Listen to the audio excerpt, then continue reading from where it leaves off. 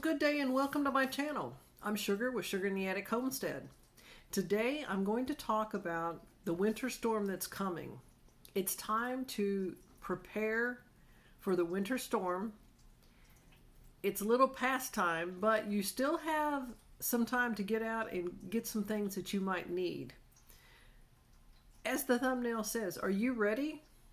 Today I'm going to be talking about hot drinks. So first let's start with containers that you might put a hot drink in. You can have a large mug to put a hot drink in. You can have a smaller mug to put a hot drink in. This is not sponsored by any company. You will see some brand names maybe, but it is not sponsored by any company. This is a thermos that will keep things hot or cold. Here's another I call it a drink thermos. It has a lid that screws off. It's easily washed. Has the flip opening, so when you close this, it'll keep that hot drink hotter longer. Last but not least is my personal favorite. It is a hydro flask. Now, this hydro flask, the top just pops off. It does not have an opening that can be closed. But I have put hot drinks in here, put it in my car in the dead of winter, and left it there accidentally overnight. The next morning, this drink in here was still warm. It wasn't hot, but it was warm.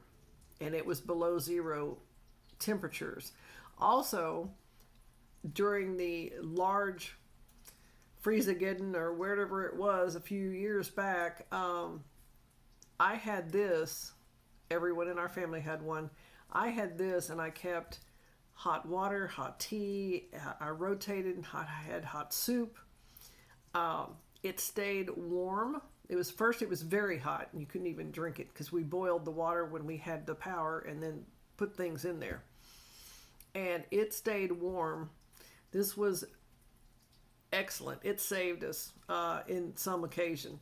Now, what can you put in these containers? Well, you can put anything you would like. But since I'm Sugar and I do tea time, I have a variety of tea bags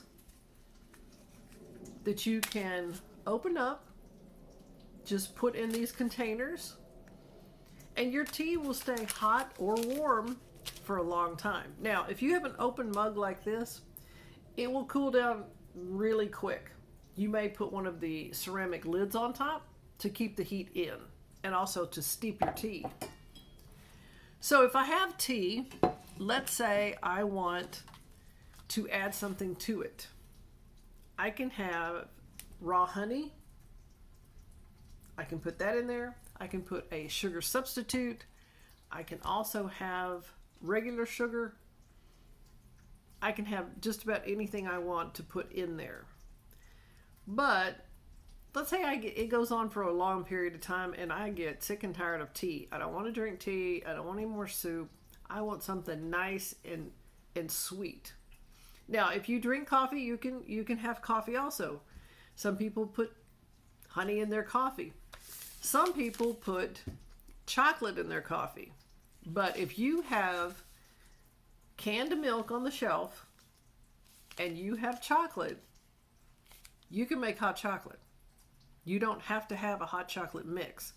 These pieces, depending on how small they're broken up, they'll melt in that hot milk and you can have hot chocolate. Another thing that I have tried in the past, it was because we were out of just about everything and I wanted something different in my hot chocolate. The caramels.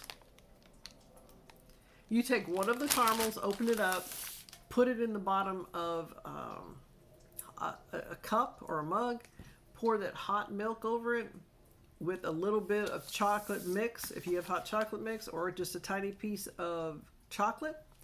Let it sit, mix it periodically. It will all melt. and you have a wonderful hot drink that's completely different. Well, I hope you're preparing. The winter storm is coming. It has many names. It's coming down from the north into the United States. It will hit the south. We don't know exactly how bad it will be. They're saying 10 degrees on the coast, down by the Gulf.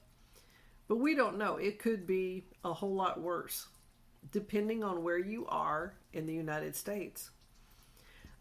I know that everyone is trying to get everything ready as soon as they possibly can. I just wanted to put out this gentle reminder about hot drinks because it's always nice to have something warm or hot on an extremely cold day. And especially if your power goes out, your home might get very cold very fast. So please take heed, go out, get what you need, and last but not least, stay ready.